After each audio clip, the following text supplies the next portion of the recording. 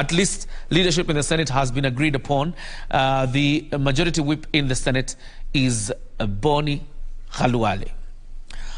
We continue looking forward, of course, to the arrival of the President, Dr. William Samoei Ruto.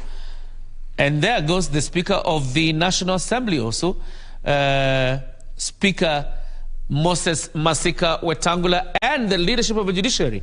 You can see Chief Justice Martha Koome ahead there, and then the Deputy Chief Justice, the Honorable Philomena Mwilu, also in town. There are also clerks of both the National Assembly and the Senate. The acting clerk of the National Assembly is Madame Sarah Kioko, and we also have the clerk of the Senate, also in town, Jeremiah Nyegenye, to receive the Deputy President, the Honorable Rigathi Wetangula. So the only thing we're waiting for right about now is the arrival of President Dr. William Samoei Ruto. And how will we know that he's about to get here is when the Deputy President leaves that ground to go back outside the precincts of Parliament to receive the President once he makes his way here.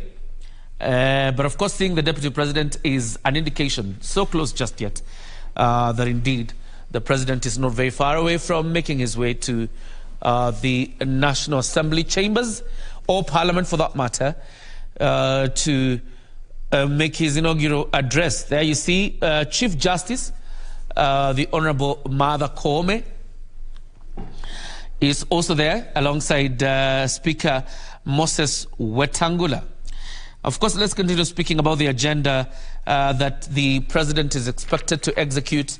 We've talked about the funding of the bottom-up agenda, or the plan, the Kenya Kwanza manifesto, looking at how badly Kenya is doing in terms of debt repayment and the colossal amounts of money that we have incurred in terms of debt.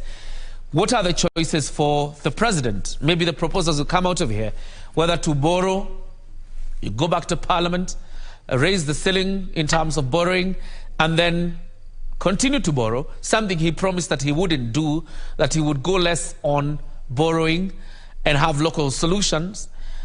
Or if you don't want to go the path of borrowing, does it mean then that you continue or you tax Kenyans more? That is the catch-22 situation the President has to deal with. But of course, you will remember part of his proposal on NSSF is that every person contributes 10% of your salary to NSSF, and then government will add you about 5% to your savings in the National Social Security Fund, that is NSSF, largely